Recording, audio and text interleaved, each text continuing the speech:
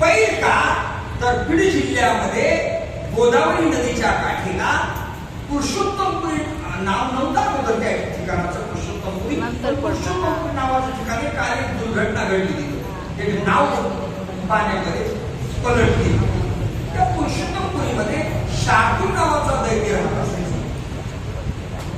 अराजकता माजवली त्यानं, अत्याचार माजवला त्यानं, साधू संत सज्जन सदाचारी माणसांना त्रास देऊ लागला.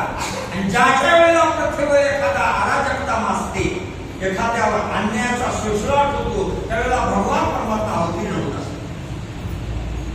त्यावेळेला त्राही त्राही त्राही करू लागले त्यावेळेचे भक्त. आणि त्याने धावा केला आणि गोदावरी नदीच्या पलीकडच्या काठीला भगवान पुरुषोत्तम प्रगट झाले. पहिले आला पुरुषोत्तम.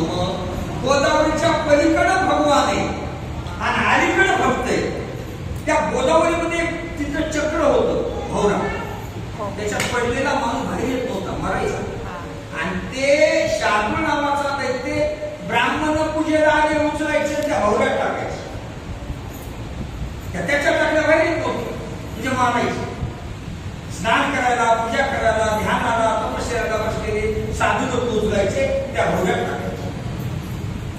असं करायचं. मग काय केलं भगवंतानं? त्या भौऱ्यावर सुदर्शन चक्र सोडले. गोदावरी आता सुद्धा पुरुषोत्तमपुरीच्या जवळ गोदावरी पात्र आहे आणि त्या गोदावरी पात्रामध्ये चक्र फिरते. त्याला चक्र फिरतात. आता सुद्धा मी खूप वर्षापूर्वी एकदाच गेलेल्या पुरुषोत्तम आणि तुम्हाला योगायोग सांगतो, मला आनंद वाटतो.